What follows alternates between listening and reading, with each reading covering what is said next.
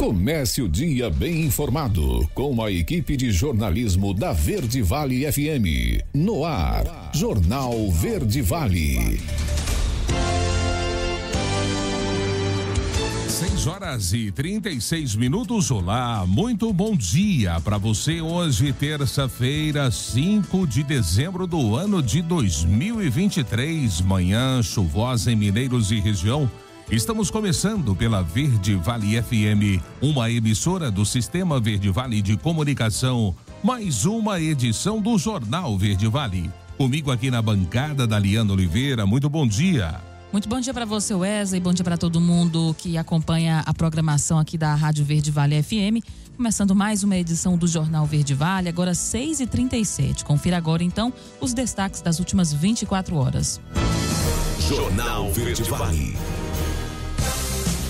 Com 4 representantes goianos, todos os clubes da Copa do Brasil 2024 estão definidos. Índice de inadimplência apresenta uma pequena redução em Goiás. Brasileiro vai presidir o Conselho Internacional da Avicultura. Polícia Rodoviária Federal apreende 1 tonelada de maconha dentro de carro roubado em Alto Paraíso. Milhões de brasileiros devem utilizar o 13º salário para compras no Natal. Redução do desmatamento no Cerrado em Goiás é o maior do Brasil. Os detalhes destas e outras notícias você vai conferir a partir de agora, aqui no Jornal Verde Vale. A notícia em primeira mão. Jornal Verde Vale. Jornal Verde Vale. Verde Vale. Notícias do Brasil. 6h38. Uma ótima manhã de terça-feira para você. Sejam todos bem-vindos a mais uma edição do Jornal Verde Vale. O presidente da CCJ, a Comissão de Constituição e Justiça do Senado, Davi Alcolumbre, deve pautar no colegiado mais uma votação que acentua a crise entre o Congresso Nacional e o Supremo Tribunal Federal. Desta vez, o foco recai sobre a proposta de emenda à Constituição antidrogas, que visa criminalizar a posse e o porte de qualquer substância. A proposta integra uma série de projetos que desafiam as decisões já tomadas pelo STF, que já formou maioria favorável à descriminalização do porte de maconha para consumo pessoal. A ação no STF envolve a interpretação do artigo 28 da Lei de Drogas, delineado as penalidades para quem porta drogas para consumo próprio. A votação na CCJ deve acontecer nesta quarta-feira, se houver acordo, e se configura como mais um episódio no cenário de tensionamento entre os poderes legislativo e judiciário. A iniciativa de Alcolumbre ocorre em meio a um contexto em que o STF já se pronunciou sobre a questão da maconha para uso pessoal. E a aprovação dessa PEC seria mais um sinal de resistência do Congresso em relação às decisões do tribunal. E a Polícia Federal deflagrou na manhã desta segunda-feira a Operação Deverra, que para combater o tráfico internacional de bebês recém-nascidos brasileiros a partir de São Paulo para a Europa. No total são cumpridos 6 mandados judiciais, 4 de busca pessoal, 1 de busca e apreensão e 1 de prisão preventiva na cidade de Valinhos e Itatiba. A investigação teve início no último dia 30 com a notícia do Ministério Público de São Paulo de que um recém-nascido na cidade de Valinhos, que ainda se encontra no hospital, havia sido abandonado pela mãe e foi registrado como filho de um homem de nacionalidade portuguesa. As suspeitas recaíram no possível tráfico internacional de bebês. Verificou-se que em menos de um mês, o mesmo homem de nacionalidade portuguesa havia registrado outra recém-nascida no mesmo hospital como sua filha. A Polícia Federal constatou que esses registros de paternidade se deram por uso de documentos falsos perante a Justiça Estadual em juízos diferentes, acompanhados de pedidos de guarda unilateral dos bebês, o que lhe permitiria sair do país sem a anuência da mãe. Pelos delitos apurados até o momento, os envolvidos poderão responder pelos crimes de tráfico internacional de crianças, registro falso, promoção de ato destinado ao envio de criança ou adolescente para o exterior com inobservância das formalidades legais ou com o fito de obter lucro, entre outros delitos que poderão ser melhor definidos após a análise do material apreendido, podendo a pena ultrapassar 18 anos. E a educação domiciliar divide opiniões em debate no Senado Federal. Quem traz os detalhes é Yuri Hudson. A Comissão de Educação do Senado promoveu nesta segunda-feira uma audiência pública para discutir a regulamentação do homeschooling, o chamado ensino domiciliar. Assim como na primeira audiência, esta segunda foi marcada por opiniões divergentes durante o debate. A proposta já foi aprovada pela Câmara dos Deputados e agora depende da análise da Comissão de Educação para avançar no Senado Federal. A representante do movimento Todos pela Educação, Priscila Cruz, chamou a atenção que o modelo aprovado pela Câmara dos Deputados não é o mais ideal. Para ela, a proposta aprovada pelos deputados acaba deixando o homeschooling sem fiscalização. Que é uma autorização geral, né, com poucas travas, né, de exercício do ensino domiciliar, é algo que realmente preocupa demais. O tema violência domiciliar é algo que está muito presente nas escolas. A doutora em Direito Ângela Gandra chama a atenção de que o homeschooling deve ser regulamentado e que na Constituição não há nenhuma vedação para esse ensino domiciliar. A Constituição Federal consagrou o dever de solidariedade entre a família e o Estado como núcleo principal a formação educacional das crianças, jovens, etc. Já o representante do Conselho Nacional do Direito das Crianças e Adolescentes, Cláudio Augusto, pondera que a violência domiciliar é um fato existente no Brasil.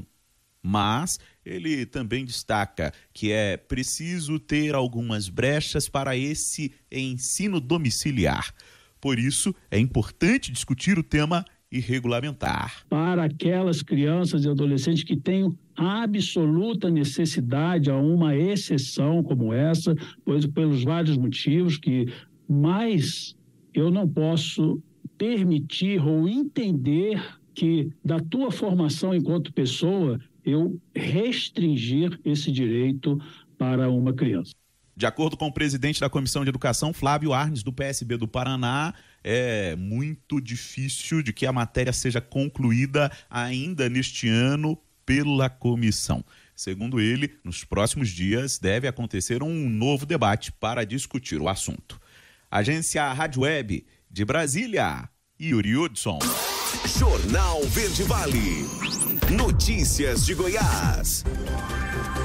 6h43. E o novo programa de aceleração de crescimento do governo federal, lançado em agosto em Goiânia, encerrou em novembro a fase de envio de propostas dos governos estaduais e municipais para recebimento de recursos com o objetivo de executar as obras. Os editais se referiam às áreas da saúde e educação e um total de 683 propostas do estado e dos municípios goianos chegaram para análise dos ministérios, sendo 452 para a saúde e 231 para a educação. Na nova etapa, o governo federal vai analisar cada projeto enviado por todo o país para então definir quem vai receber os recursos necessários e para quais projetos. Ainda não há uma data definida para o resultado final da análise. E a Assembleia Legislativa de Goiás bateu novo recorde de um número de comissionados, chegando a 4.861 em setembro, enquanto que o Tribunal de Justiça também registrou relevante aumento no quadro de servidores sem vínculo, 1/3 a mais na comparação entre o segundo e o terceiro trimestre deste ano. Os dados foram publicados pelo Tribunal de Contas do Estado, conforme a Constituição Estadual, que obriga a apresentação de relatório trimestral dos poderes e órgãos sobre estrutura de servidores e gastos com propaganda. O recorde anterior da Légua havia sido em agosto, de 4.572 comissionados. Agora são mais 291. E o índice de inadimplência aqui em Goiás apresenta uma pequena redução. Vamos conferir essa notícia com Jaqueline Moura. O número de inadimplentes teve uma pequena queda de 0,3% de setembro para outubro de 2023. O levantamento é do Serviço de Proteção ao Crédito com base em dados da Câmara de Dirigentes Lojistas. Em outubro, cada consumidor negativado de Goiânia devia, em média, R$ 4.900 na soma de todas as dívidas. Os dados ainda mostram que 30,33% tinham um débito de até R$ 500. Mas diante de tudo isso, será que o consumidor está mais consciente na hora de gastar? Eu acho que está mais consciente, sim. Está investindo não em roupas, em imóveis, lote. Está mais consciente, sim. Eu acho que o pessoal está meio descontrolado nas despesas aí. Tem que aproveitar o 13º para pôr em dia. O consumidor ele está mais controlado, está querendo investir mais, está mais consciente com relação ao gasto do 13º? Me conta. E brasileiro tem consciência. Brasileiro se endivida demais. O 13º é para pagar a conta. O 13º salário tem a primeira parcela paga até o dia 30 de novembro. E a partir do dia 1º de dezembro, o empregado com carteira assinada começará a receber a segunda parcela, que deve ser paga até o dia 20 de dezembro. Este ano, o salário extra deve injetar quase 300 bilhões na economia. De acordo com a Confederação Nacional de Dirigentes Lojistas, cerca de 30% das pessoas que receberem o benefício vão usar para fazer as compras de Natal. Um índice bem menor com relação ao ano passado, quando foi de 35,7%.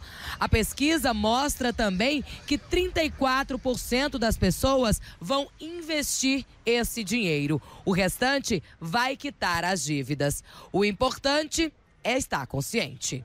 É importante cada vez mais diminuir essa lista de devedores e também ter o consumo consciente, né? Porque senão não adianta diminuir a lista de devedores hoje e amanhã aumentar. Então é importante ter um consumo consciente. Jaqueline Moura, da Agência Brasil Central. Jornal Verde Vale. Esportes. 6h47. E mesmo com o Fluminense sem grandes pretensões na tabela de classificação do Campeonato Brasileiro, o jogo contra o Grêmio desta quarta-feira no Maracanã terá vários motivos especiais para o torcedor tricolor comparecer. Com expectativa de grande público, mais de 35 mil ingressos já foram vendidos para a partida, que marcará a despedida do Flu no estádio em 2023. Este também será o último jogo do Fluminense antes da viagem para Jeddah, onde a equipe irá disputar o Mundial de Clubes. Ou seja, será a última oportunidade de quem não irá viajar para a Arábia Saudita acompanhar a equipe campeã da Conmebol Libertadores pessoalmente no estádio. O confronto também pode marcar outras despedidas, como já foi dito até mesmo pelo presidente do Fluminense, Mário Bittencourt. Duas peças importantes não devem permanecer no time em 2024, Nino e André. Os dois despertam interesse de times europeus e podem atuar pela última vez com a camisa tricolor no palco, onde se tornaram ídolos. E todos os 92 clubes que vão disputar a Copa do Brasil da próxima temporada estão definidos. Serão 4 representantes goianos para a competição nacional, que terá 2 do interior e 2 da capital. O Goiás vai entrar diretamente na terceira fase, devido ao título da Copa Verde, enquanto Anápolis, Aparecidense e Atlético Goianiense iniciam a disputa na primeira fase. A última vaga foi definida nesse fim de semana em duelo da Série A. Com a vitória do Atlético Paranaense diante do Santos, o Furacão confirmou a sua vaga direto na terceira fase da competição e abriu o lugar que foi preenchido pela Federação Paranaense de Futebol, ficando com o Cianorte, que foi o 6º colocado no estadual. Os clubes que entram diretamente na terceira fase são Palmeiras, Atlético Mineiro, Flamengo, Botafogo, Bragantino e Grêmio, times do G6 do Brasileirão. Atlético Paranaense, melhor time do Brasileirão fora da Libertadores. Vitória, campeão da Série B do Brasileiro. Fluminense, campeão da Libertadores, e São Paulo, atual campeão da Copa do Brasil, além de Ceará, campeão da Copa do Nordeste, e Goiás, campeão da Copa Verde. Jornal Verde Vale. Agronegócios. E os preços futuros do milho operam no campo negativo na Bolsa Brasileira nesta segunda-feira. As principais cotações flutuavam na faixa entre R$ 69,11 e R$ 73,40, isso por volta do 12:40 horário de Brasília. O vencimento janeiro 23 era cotado a R$ 69,11, com desvalorização de 1,12%. O março 24 valia R$ 73,12, uma queda de 0,65%. Maio 24 era negociado por R$ 73,40, com perda de 0,74%. E o julho 24 tinha o valor de R$ 71,27, uma baixa de 0,67%. A notícia em primeira mão. Jornal Verde Vale. Jornal Verde Vale. Verde Vale. Notícias do Brasil. 7h04, já de volta com o Jornal Verde Vale dessa terça-feira. E a Polícia Rodoviária Federal apreendeu 1 tonelada de maconha dentro de um carro roubado na GO 118 em Alto Paraíso de Goiás. O motorista tentou fugir, mas foi perseguido e preso em flagrante. O caso aconteceu nesta segunda-feira. De acordo com a corporação, a abordagem aconteceu após o condutor realizar uma ultrapassagem perigosa. No entanto, ao avistar a viatura dando sinal para ir estacionar o carro, o motorista fugiu em alta velocidade. Em seguida, o suspeito entrou em uma estrada vicinal, onde perdeu o controle da direção e abandonou o veículo, mas foi encontrado enquanto se escondia pelos policiais rodoviários. Durante uma revista, foram encontrados os tabletes de maconha que preenchiam todo o compartimento do carro. O motorista de 38 anos relatou que pegou a droga no Tocantins e entregaria em Brasília. Segundo o indivíduo, ele receberia R$5.000 pelo transporte. O homem foi preso e vai responder pelo crime de tráfico de drogas. Além disso, foi verificado que o veículo tem uma ocorrência de roubo no estado de Minas Gerais. O flagrante foi lavrado pela Polícia Civil de Alto Paraíso de Goiás, mas o preso e a droga foram encaminhados para a Polícia Civil de Formosa. A identidade do motorista não foi divulgada. O Ministério da Saúde anunciou nesta segunda-feira a operação da assistente virtual que vai ajudar por meio do WhatsApp na divulgação de informações oficiais sobre vacinação. Por meio dessa ferramenta, a pasta pretende também fazer alertas sobre notícias falsas. O chatbot vai disponibilizar conteúdos diversos sobre imunização, alertas das fake news mais frequentes e informações complementares na área da saúde. Foi o que informou em nota o Ministério ao explicar que a ferramenta faz parte do programa Saúde com Ciência, que tem foco na valorização da ciência e na disseminação de informações confiáveis, além de ações educativas voltadas para a responsabilização. Por meio da plataforma, será possível acessar diversos tipos de conteúdo, como horário de funcionamento de unidade básica de saúde, bem como marcar consultas por meio do aplicativo Conect SUS. E milhões de brasileiros devem utilizar o seu 13º para fazerem compras do Natal. Virgínia Alves é quem traz os detalhes. Tão aguardada chegada do 13º salário está prestes a aquecer o comércio, conforme aponta uma pesquisa abrangente realizada pela Confederação Nacional de Dirigentes Lojistas, CNDL, e pelo Serviço de Proteção ao Crédito, SPC Brasil. O estudo revela que nesse ano, aproximadamente 23 milhões de trabalhadores brasileiros, correspondendo a 33% dos que têm direito ao 13º, planejam destinar essa renda extra para a compra de presentes de Natal.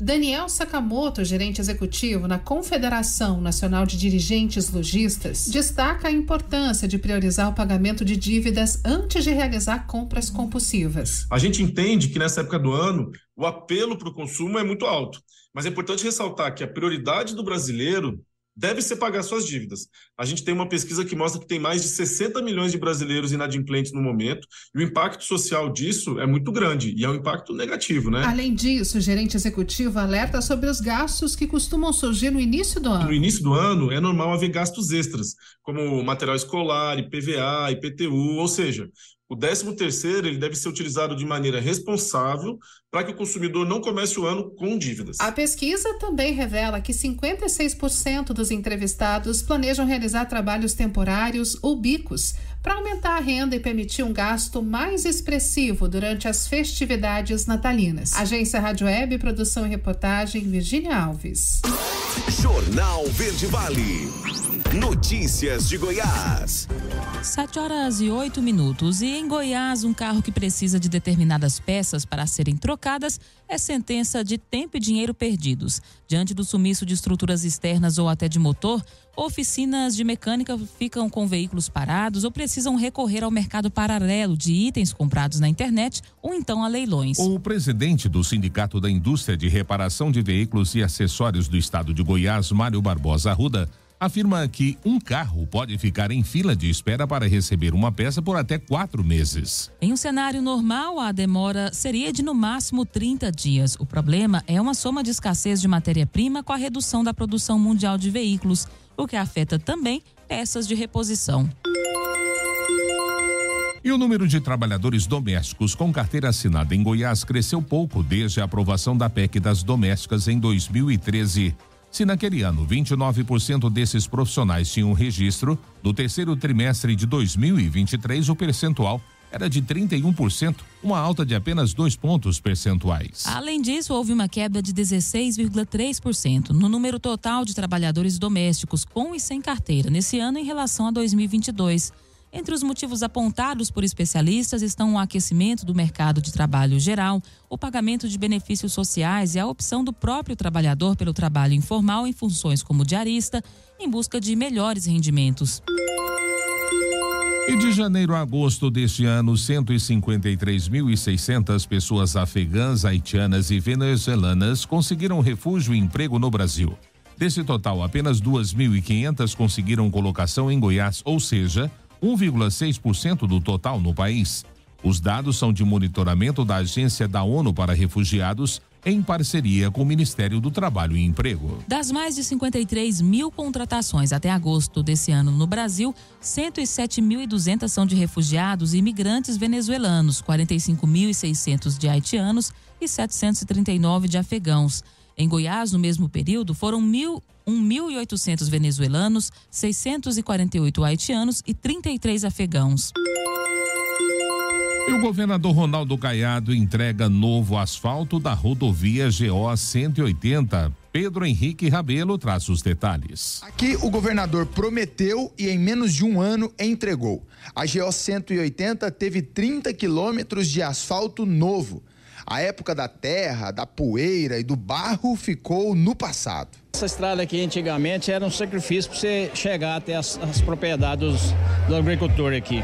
Mas agora foi excelente esse asfalto aí. Atolou, já quebrou mola de caminhão, já teve cada um pouco, estourou pneu, mola de caminhão, tudo arrebentou aqui. Agora acabou, senhor? Agora sim, agora ainda passamos aí, já tá com as 2 semanas que estamos passando aqui, tá 0 bala aqui. Acertou o governador em fazer essa obra? Nossa, na veia, foi uma obra que veio na hora certa. Precisou do Caiado chegar para assaltar. É, claro, o Caiado veio com o Daniel aí, nosso amigão nosso também, né?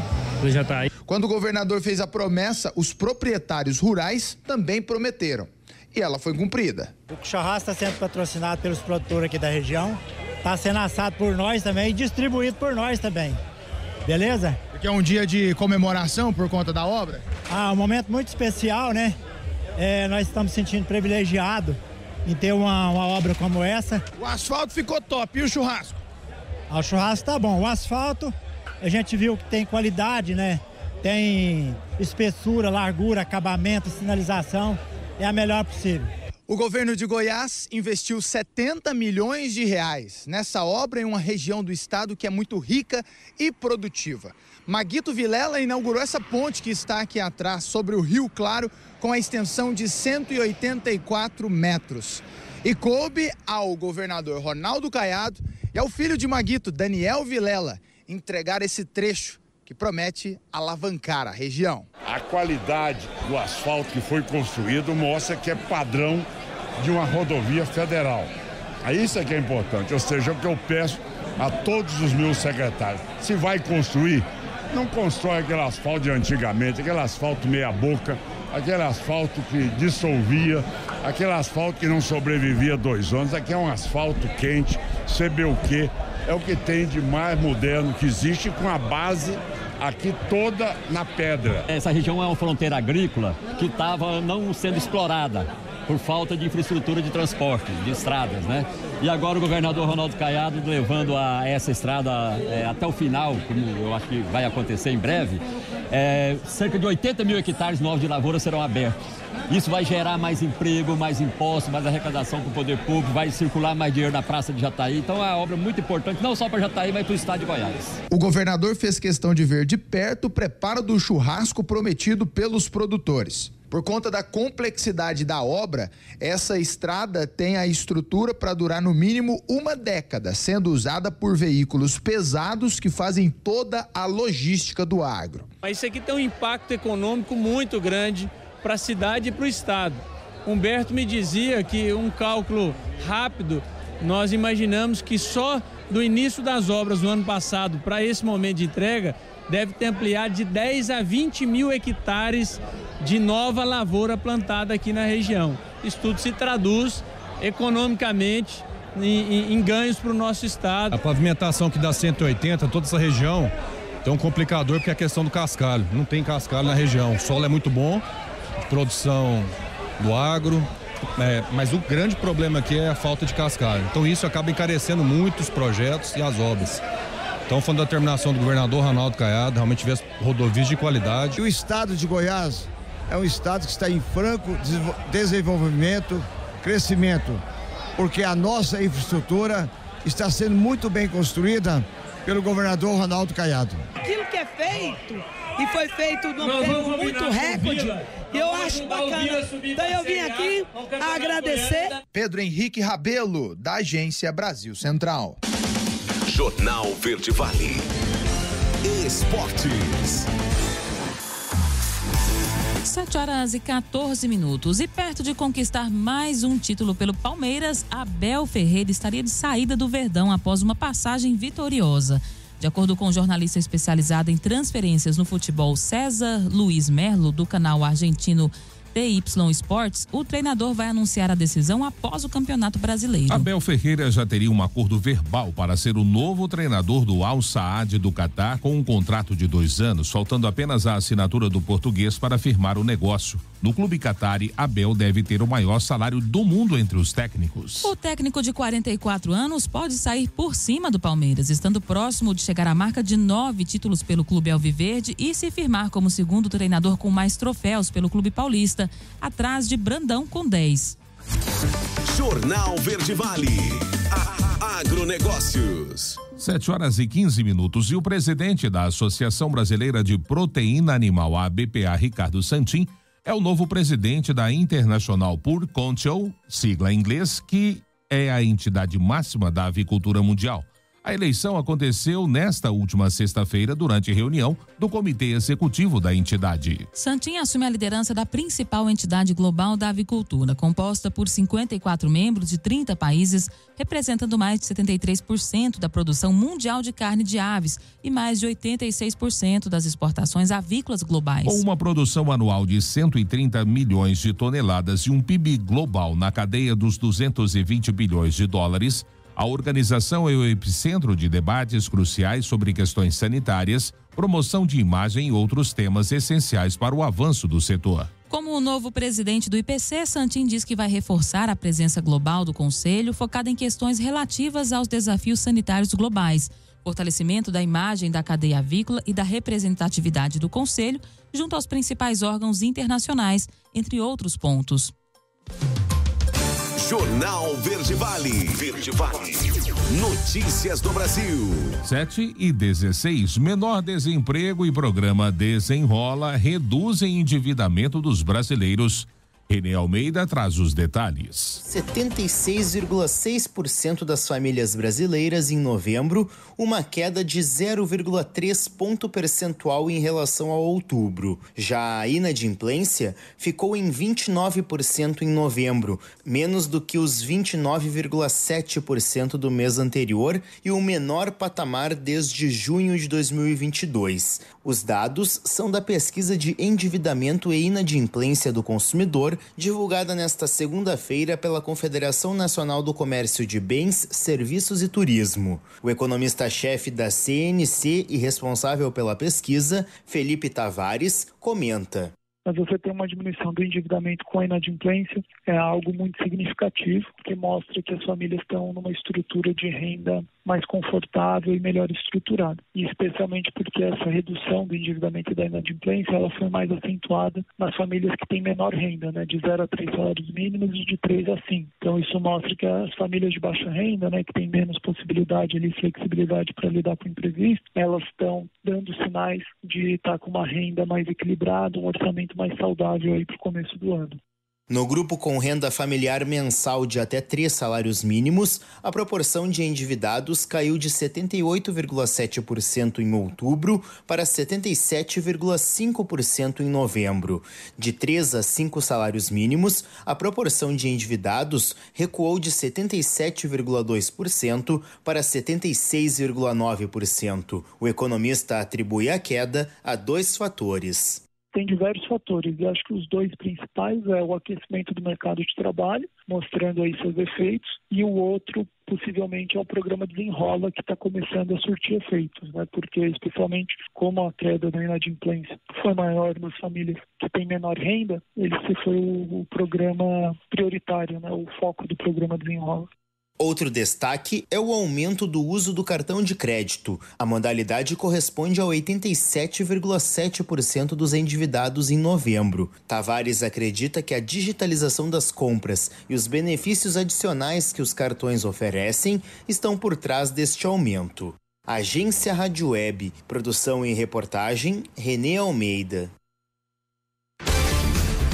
7h19, último intervalo do Jornal Verde Vale desta terça-feira. No próximo bloco, obras em rodovias estaduais serão monitoradas pelo Tribunal de Contas do Estado. E a Rural reduz safra de soja do Brasil e indica novos cortes se clima não melhorar. E claro, espaço para as nossas notícias locais com ele, J. Pereira. Não saiam daí. Voltamos já trazendo tudo em detalhes para você.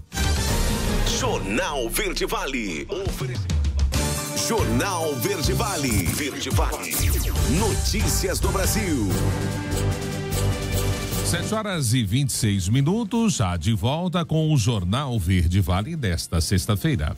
A má conservação das rodovias brasileiras aumentou em 32,7% o custo operacional do transporte de cargas em 2023. O problema tem impacto negativo no preço do frete por consequência dos produtos que chegam aos consumidores. Os dados fazem parte da mais recente edição de pesquisa CNT de rodovias, divulgada pela Confederação Nacional do Transporte. Diretor executivo da CNT, Bruno Batista, afirma que quanto pior a qualidade do pavimento das rodovias, mais os veículos consomem combustível. Isso ocorre porque em trechos pouco conservados há necessidade de os motoristas frearem e reacelerarem com maior frequência, além de trafegarem em velocidade inferior à prevista na via. O desperdício de combustível impacta não apenas o preço do frete dos produtos que chegam aos consumidores, mas também o meio ambiente, é o que aponta o levantamento. O diesel extra queimado por conta da pavimentação deficitária resultou na emissão de mais de 3 milhões de toneladas de gases poluentes na atmosfera, segundo a CNT. E o gás de cozinha e o óleo diesel devem ficar mais caros em janeiro. A matéria é de Humberto Ferretti. Gás de cozinha deve ficar mais caro em janeiro. Isso porque a redução de impostos federais, que está em vigor até o fim do ano, não será prorrogada. Pelo menos a proposta de orçamento do governo para 2024 conta com o valor normal dos tributos e não com a alíquota reduzida. Com isso, o aumento no preço cobrado do consumidor deve ser de pelo menos R$2 no caso do botijão de 13 quilos, o que tem impacto no orçamento das famílias e também nos custos da alimentação fora de casa, uma vez que a alta tende a ser repassada para os clientes por bares e restaurantes. Outro produto que deve ficar mais caro em janeiro é o óleo diesel, pelo mesmo motivo, a volta dos impostos normais, já que hoje os tributos estão reduzidos. Neste caso, o avanço pode passar de 30 centavos por litro, o que mexe com a economia do país e o custo de vida como um todo. Isso porque o aumento das despesas com transporte pode puxar para cima o preço de qualquer produto. O fim da redução dos impostos é uma das estratégias do governo para aumentar a arrecadação e tentar reduzir o rombo das contas públicas. Da Rádio 2, Humberto Ferretti. Jornal Verde Vale. Notícias de Goiás. 7h29 agora. A secretária de Economia do Estado de Goiás, Selene Pérez, discursou na Assembleia Legislativa de Goiás durante a audiência pública nesta segunda-feira para discutir o projeto de lei da governadoria que propõe alterações no Código Tributário do Estado com o aumento da alíquota do ICMS e sobre prestações de serviço de transporte interestadual e intermunicipal de comunicações de 17% para 19%. Por meio de gráficos, a secretária apresentou um mapa do Brasil indicando um aumento de impostos em todos os estados, sendo que alguns da região norte já aprovaram as novas alíquotas. Embora a reforma tributária ainda não tenha sido aprovada, Selene destacou que já passou pela Câmara dos Deputados e pelo Senado, voltando agora para a Câmara, o que evidencia a perspectiva da sua aprovação. Selene esclareceu que a nova alíquota a ser distribuída entre os entes federativos será determinada pela Receita Média no período de 2024 a 2028, que será a base de partilha pelos próximos 50 anos, de acordo com a proporção devida a cada ente federativo. E os projetos e execução de obras do governo goiano na malha rodoviária estadual passarão a ter monitoramento especial do Tribunal de Contas do Estado.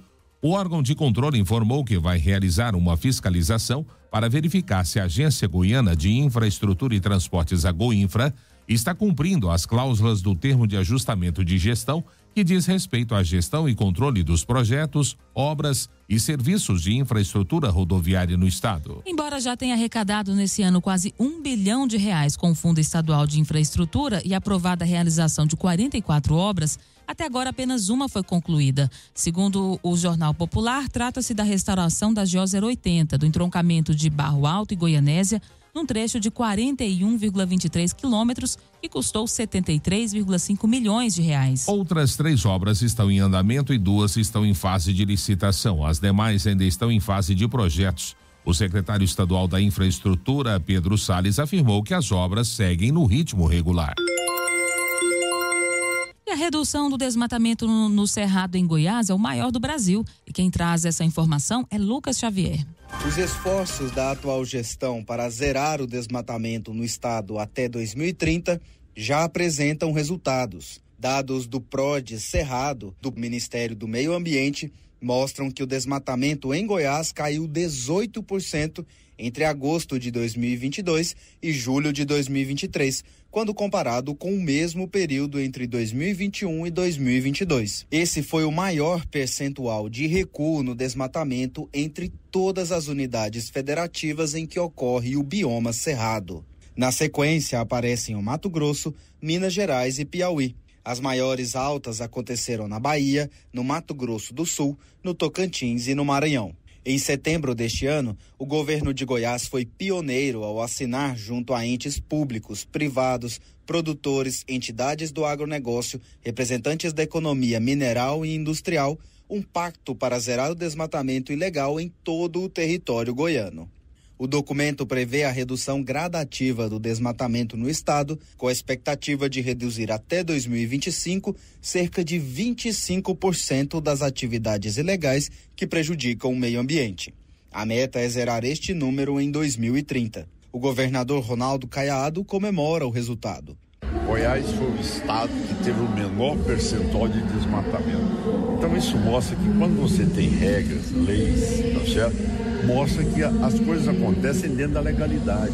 Então, dentro da legalidade, nós temos um compromisso que estamos fazendo cumprir o desmatamento zero. Entre as principais estratégias adotadas pela Secretaria do Meio Ambiente estão o fortalecimento da fiscalização ambiental, agilidade nas autorizações de licenças e valorização da vegetação natural com a implementação do mercado de carbono. Além do fortalecimento das cadeias de produtos oriundos de áreas conservadas, promoção da recuperação de áreas degradadas, implantação de programas de compensação e reposição florestal e compensação por danos. De Goiânia, Lucas Xavier, da agência Cora de Notícias. Jornal Verde Vale. Esportes.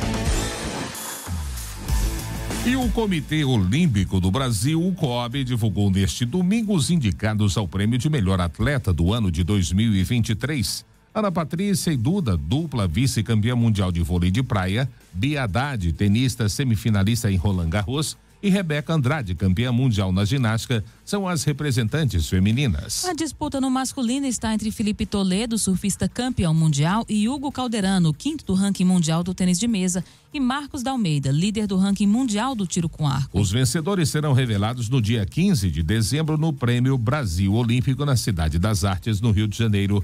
Os melhores de 2022 foram os medalhistas olímpicos e mundiais Alisson dos Santos, do atletismo, e Rebeca Andrade, da ginástica. Jornal Verde Vale. Agronegócios. 7h35. E o mercado físico do boi gordo no Brasil apresentou altas comedidas no preço da arroba ao longo de novembro, em meio ao cenário de escalas de abate apertadas por parte dos frigoríficos e da oferta restrita, com pouca disponibilidade de gado terminado a pasto. Segundo o analista de safras e mercado Fernando Iglesias, em meio ao cenário complicado para as pastagens no centro-norte do Brasil, os frigoríficos voltaram a trabalhar com preços ao redor de R$250 a arroba a prazo no encerramento do mês. Os valores da arroba também subiram em outros estados. Iglesias ressalta, contudo, que apesar do período considerado auge no consumo da carne bovina, a partir de dezembro, com reflexo também nos valores praticados no atacado, o movimento de alta no preço da arroba não tende a ser muito agressivo. Em São Paulo, capital, a referência para a arroba do boi gordo a prazo foi de R$250, uma alta de 8,7% ao valor registrado no final de outubro, e foi de R$230. Já em Dourados, Mato Grosso do Sul, essa mesma arroba avançou 2,22% da modalidade a prazo ao longo do mês, passando de R$225 para R$230. Em Cuiabá, a indicação a prazo foi de R$210, sem mudanças na comparação ao fechamento de outubro. Já em Uberaba, a indicação a prazo foi de R$235 por arroba. Em Goiânia, a indicação a prazo foi de R$240, uma valorização de 4,35%, ante aos R$230 praticados no fim de outubro.